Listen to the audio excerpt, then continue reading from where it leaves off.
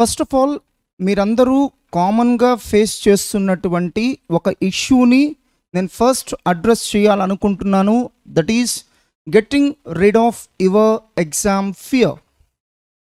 అది ఆ exam fear నుంచి మీరు బయటపడనంత కాలం, అంటే ఆ ట్రాప్లో నుంచి మీరు బయటపడనంత కాలం మీరు ఏ ఫీల్డ్లో కూడా సాధించేదంటూ ఏమీ లేదు. మీరు ఎలాంటి ఫీల్డ్కైనా వెళ్ళండి, ఎవరు ఫియర్లెస్సో వాళ్ళే విన్నర్స్ అవుతారు.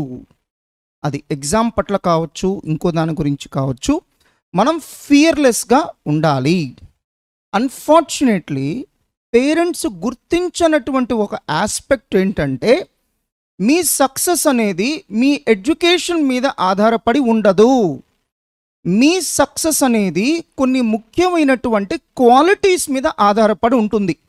మీరు లైఫ్లో ఎలాంటి పొజిషన్కి వెళ్తారు అనేది, మేనేజ్మెంట్ భాషలో చెప్పాలంటే దీన్ని ట్రైట్స్ అంటారు. ట్రైట్స్ అంటే క్వాలిటీస్. ఆ క్వాలిటీస్ ఎవరికి ఉంటే వాళ్ళే సక్సెస్ఫుల్. మీ బ్యాక్గ్రౌండ్తో సంబంధం లేదు, మీ ఎడ్యుకేషనల్ క్వాలిఫికేషన్తో సంబంధం లేదు. సో ఇక్కడ బ్యూటీ ఏంటంటే, మీరు ఏ ఫీల్డ్కి చెందిన వాళ్ళైనా సక్సెస్ అవ్వడానికి కావాల్సిన qualities universal. For example, number 1, so మంచి పాజిటివ్ థింకింగ్ కలిగినటువంటి బ్యూటిఫుల్ వండర్ఫుల్ యాటిట్యూడ్ ఉండాలి. సో మీలాంటి వాళ్ళని ఎవరన్నా మోసం చేస్తే మీరు కోపడతారు. మా స్థాయిలో ఉన్న వాళ్ళని ఎవరన్నా మోసం చేస్తే థ్యాంక్స్ చెప్తాం. బికాస్ ఒక మేనేజ్మెంట్ లెసన్ వాడు మనకు నేర్పించినట్టు. ఫియర్లెస్గా ఉండాలి. సో ఇలాంటి కొన్ని మంచి ట్రైట్స్ గనక మీకుంటే, you must be least bothered about your studies. మీకు సర్టిఫికేట్ ఉంటే ఆ సర్టిఫికేట్కి అలంకారం అవుతుంది తప్ప అది మీకు అలంకారం కాదు. సో ఆ ట్రైట్స్ ఉన్న వాళ్ళు మాత్రమే సక్సీడ్ అవుతారు.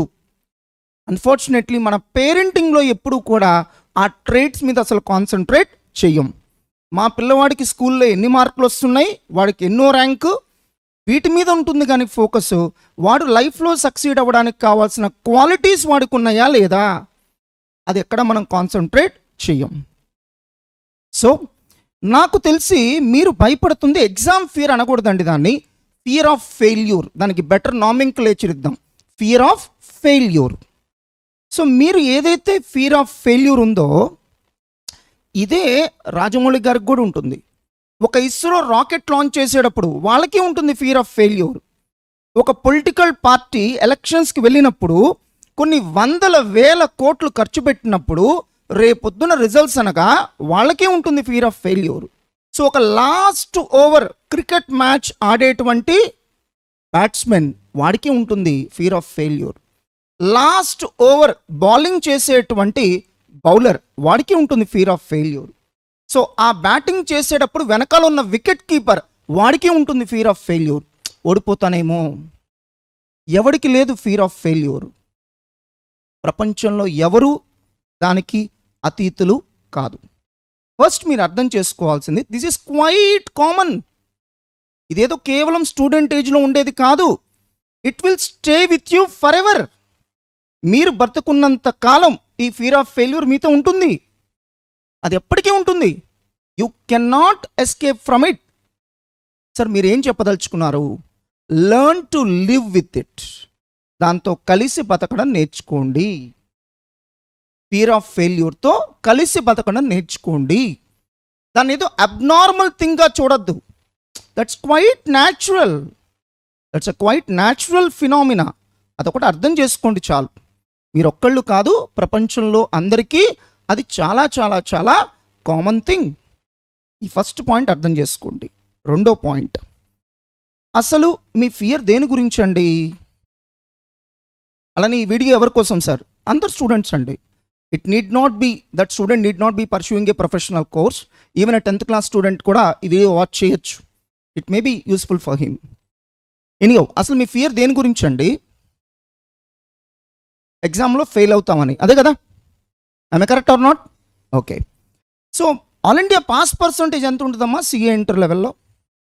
ఒక 100 స్టూడెంట్స్ ఎగ్జామ్ రాస్తే ఎంతమంది పాస్ అవుతారమ్మా? 30 కదా? ఓకే. అంటే క్వాలిఫై అవ్వడానికి ప్రాబబిలిటీ ఎంత? మ్యాథమెటిక్స్ ప్రాబబిలిటీ ఎంత? 0.3 అంటే 30%. ఫెయిల్ అవ్వడానికి ప్రాబబిలిటీ ఎంత? 70% అంటే 0.7. అంటే మీరు ఫెయిల్ అయ్యే ఛాన్సెస్ ఎక్కువ ఉన్నాయి. తప్పేంటి? What's wrong?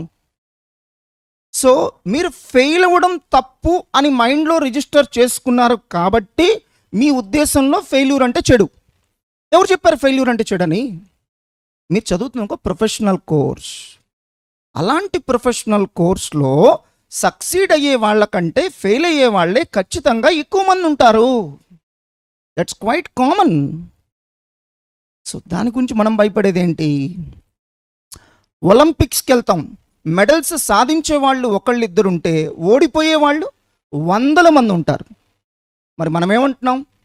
ఇట్స్ ఓకే, అక్కడ దాకా వెళ్ళడమే గొప్ప. మీరు ఒలింపిక్స్ దాకా పార్టిసిపేట్ చేశారు కదా, ఎనఫ్. మిగతా చాలా మందితో పోలిస్తే మీరు చాలా గ్రేట్. మిగతా వాళ్ళకి కనీసం ఆపర్చునిటీ కూడా రాలా. మీ ఫ్రెండ్స్ చాలామంది CA చదువుదాం అనుకున్నారు, అనుకోవడంతోనే ఆగిపోయారు. Fear of failure. వాళ్ళతో పోలిస్తే మీరు బెటరే. ఇంకొంతమందికి పాపం చదవాలని ఉంది, పేరెంట్స్ ఆర్ నాట్ రెడీ. ఫైనాన్షియల్గా కావచ్చు, ఇతరత్ర రీజన్స్ వల్ల కావచ్చు. వాళ్ళతో పోలిస్తే మీరు చాలా గ్రేట్ కదా. మహా అయితే మీ ఫ్రెండ్స్ నార్మల్ డిగ్రీ జాయిన్ అయి ఉంటారు. ఏ యాంగిల్లో అయినా చూడండి, వాళ్ళకంటే మీకు బెటర్ నాలెడ్జ్ ఉంది కదా, వాళ్ళకంటే మీకు ఇప్పుడు బెటర్ స్కిల్స్ వచ్చి ఉంటాయి కదా. మరి ఏం కోల్పోయారని మీరు? రేపొద్దున సివిల్ సర్వీసెస్ కోసం ట్రై చేస్తాం, ఫెయిల్ అవుతాం, ఏమైంది? మనం చదువుతుంది 10th క్లాస్ ఇంటర్మీడియట్ కాదు ప్రతి ఒక్కడు పాస్ అవ్వడానికి. సో ఇక్కడ ఫెయిల్యూర్కే ఛాన్సెస్ ఎక్కువ ఉన్నాయి. అలాంటప్పుడు ఆ ఫెయిల్యూర్ గురించి మనం భయపడటం ఏంటి? సో మీ ఫెయిల్యూర్ గురించి మీరు భయపడితే ఏమవుతుంది? సరే sir, so fear of failure గురించి మీరు మాట్లాడారు. నేను ఎగ్జామ్ ఫియర్ అందలుచుకోలేదండి. Because fear of failure that will be there for ever, life long ఉంటుంది అది. అందుకని నేను దాని గురించే మాట్లాడతాను. సార్, అసలు ఫియర్ ఆఫ్ ఫెయిల్యూర్ గురించి మేము తెలుసుకున్నాం సార్. సో ఎప్పుడైతే మీ ఫియర్ మిమ్మల్ని డామినేట్ చేస్తుందో మీకు చాలా బాగా తెలిసిన విషయాలు కూడా మీరు మర్చిపోతారు.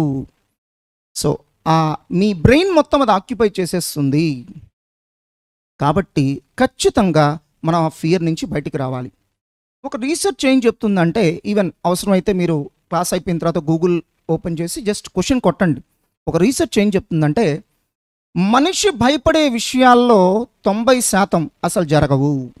ఒక 12 అంతస్తులు ఎత్తైనటువంటి బిల్డింగ్ మీదకి ఎక్కినప్పుడు, సో పెట్టగోడ దగ్గర నుంచొని కిందకు చూసినప్పుడు మనకు ఉండే ఫియర్ ఏంటా? ఫియర్ పడిపోతామేమో. సో 99.99 పడిపోం, అలాంటి ఛాన్సెస్ లేవు. బట్ స్టిల్ ఆ 0.1%. సో 90% ఆఫ్ ద ఫియర్స్ ఏవైతే ఉంటాయో అవి జరగవు. కాబట్టి ఆ 10% ఉంటుంది. సో ఈవెన్ కరోనా టైంలో నాకు తెలిసి మీలో కొంతమందికి లేదా మీ ఫ్యామిలీ మెంబర్స్ని అడిగి చూడండి, నిద్రలేని రాత్రులు గడిపి ఉంటారు.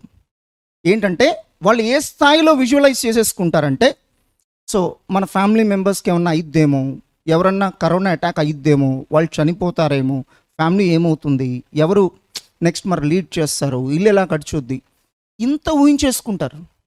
అక్కడ ఏం జరగలేదు, బట్ ఊహించేసుకుంటారు. ఆ ఊహించుకున్న దానివల్ల ఎక్కువ ఫియర్ ఉంటుంది కానీ యాక్చువల్గా జరిగేది కాదు. యాక్చువల్గా జరిగే నష్టం కంటే కూడా మన ఊహించుకోవడంలో ఉండేటువంటి ఫియర్ ఎక్కువ అండి. ఫస్ట్ ఆ ఊహల నుంచి బయటికి రండి. రిమెంబర్, మీరు చేస్తుంది ప్రొఫెషనల్ కోర్స్ కాబట్టి ఇక్కడ సక్సెస్ అవ్వడానికి ఎంత ఛాన్స్ ఉంటుందో ఫెయిల్యూర్ కూడా అంతే ఛాన్స్ ఉంటుంది.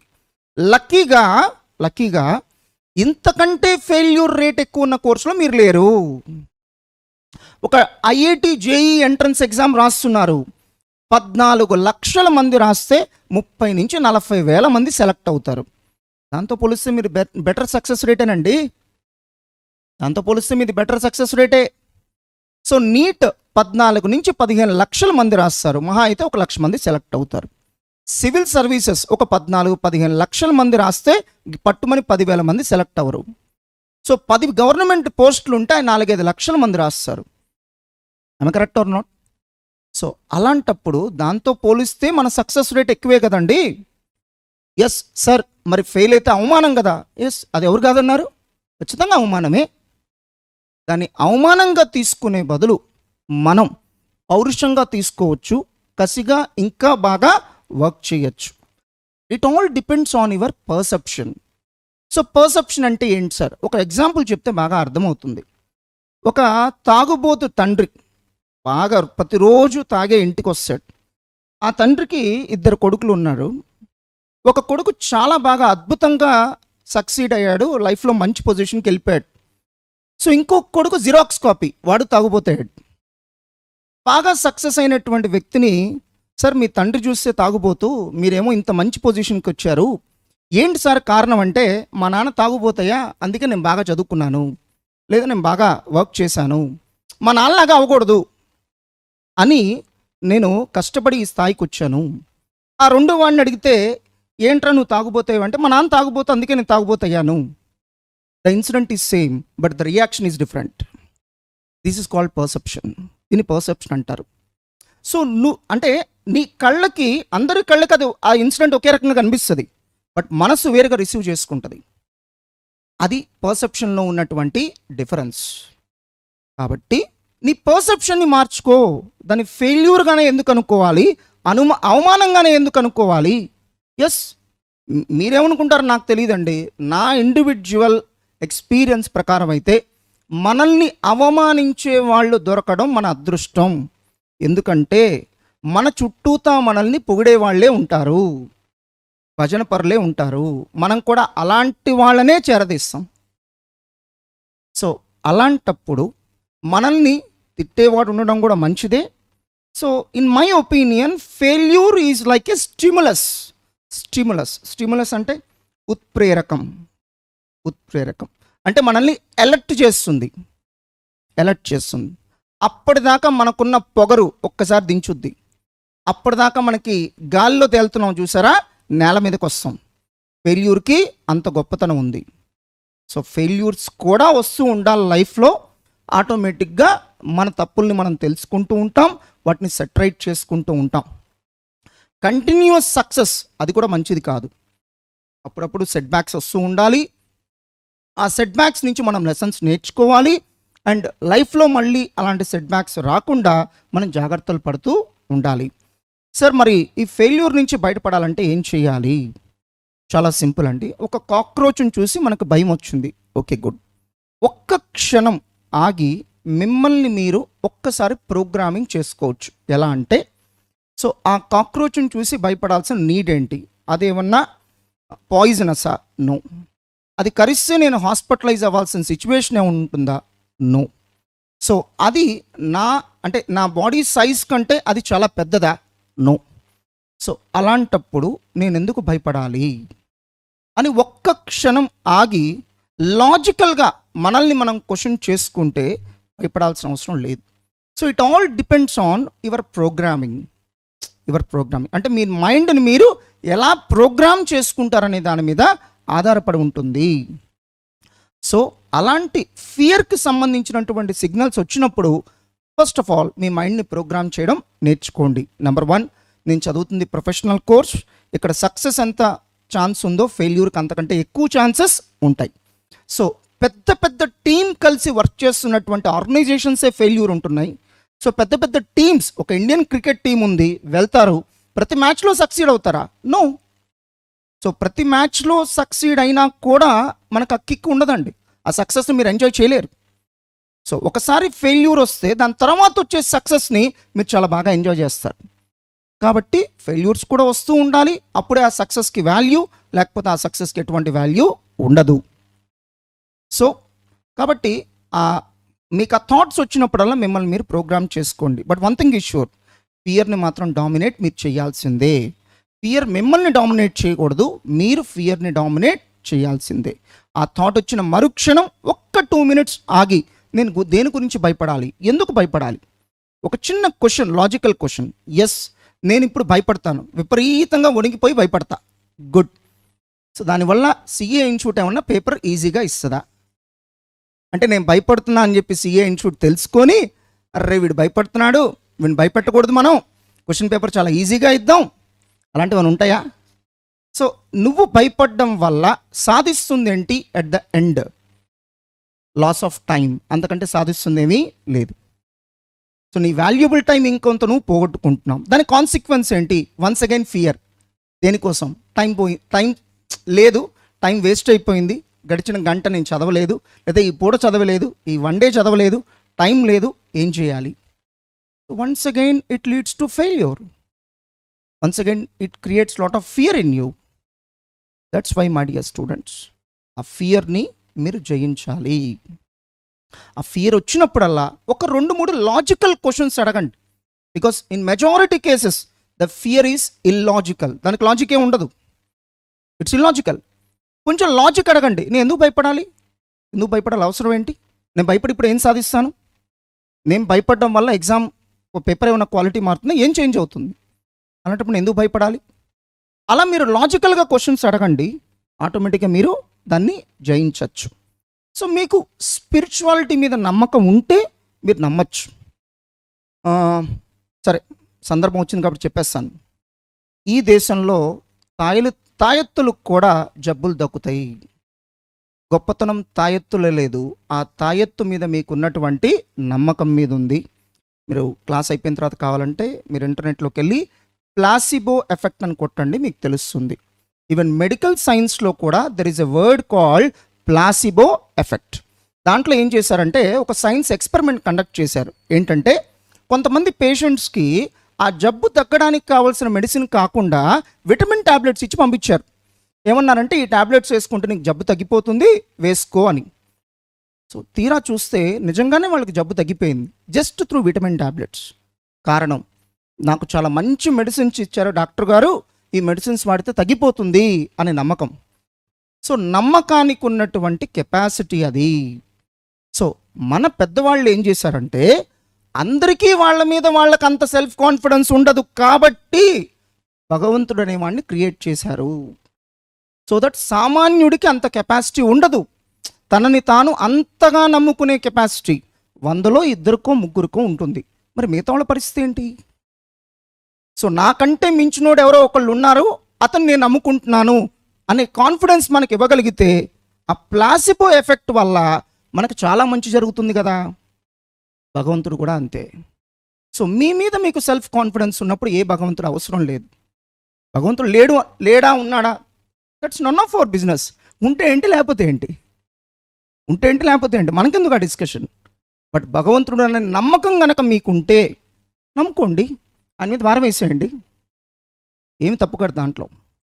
సార్ నేను ఎగ్జామ్లో పాస్ అయితే వెంకటేశ్వర స్వామి గుడికి నేను నడిచి వస్తాను, తప్పే ఉంది దాంట్లో. దానివల్ల ప్రపంచంలో ఎవరికి నష్టం వచ్చింది? ఏం రాలేదు కదా. మీ బిలీఫ్ మీది. ఆ బిలీఫ్ వల్ల మీకు ఒక ధైర్యం వచ్చిందనుకోండి చాలు, ఇంకోటి గురించి మీకెందుకు. మీకు నచ్చిన మతం, మీకు నచ్చిన కాన్ఫిడెన్స్ మీ ఇష్టం అండి. మీకు ఏది నమ్మకదలుచుకుంటే ఆ నమ్మకం పెట్టుకోండి, తప్పేం లేదు దాంట్లో. దీన్నే ప్లాసిబో ఎఫెక్ట్ అంటారు. మేబీ ఒక భగవంతుడి గురించి ఇలా ఇప్పుడు మీతో ఎవరు మాట్లాడుండ్రు, ఇది ఒక different dimension, it's a different perception. So తిరిగ్గా ఉన్నప్పుడు మీరు ఆలోచించుకోండి, నేను చెప్తుంది కరెక్ట్ కదని ఆలోచించుకోండి. Anyhow my dear students, there ends my conclusion. So the conclusion is very simple. So ఫియర్ని డామినేట్ చేయండి. ఫియర్ ఆఫ్ ఫెయిల్యూర్ అనేది ప్రపంచంలో అందరికీ ఉంటుంది, ఎవరూ దానికి అతీతులు కాదు. అది మీతో లైఫ్ లాంగ్ ఉంటుంది, మీరు లైఫ్లో వేసే ప్రతి అడుగులో ఉంటుంది. కాబట్టి ఇప్పటి నుంచే దాన్ని అలవాటు చేసుకోండి. ఇప్పటి నుంచే దాన్ని మీ కంట్రోల్లోకి తెచ్చుకోవడానికి మిమ్మల్ని మీరు సెల్ఫ్ ప్రోగ్రామింగ్ చేసుకోండి. మీరు భగవంతుని నమ్ముతాను, తాయెత్తులు నమ్ముతాను, మీ ఇష్టం అండి, ఏది కావాలంటే అది నమ్మచ్చు, ఏం ప్రాబ్లమే లేదు. దానివల్ల ప్రపంచంలో ఎవరికి వచ్చే నష్టమేమీ లేదు. ఓకే, సో ఇందాక నేను చూపించింది మోహన్ సార్ మెయిల్ ఐడి అండి. సో అడ్మినిస్ట్రేటివ్ ఇష్యూస్ సార్ చూస్తారు, and this is my mail ID. నేను అకాడమిక్ ఇష్యూస్ చూస్తాను. సో ఈ 20 minutes ఆఫ్ టైం డిస్కషన్ వల్ల మీకు బెనిఫిట్ జరిగిందని నేను నమ్ముతున్నాను. All the best my dear students.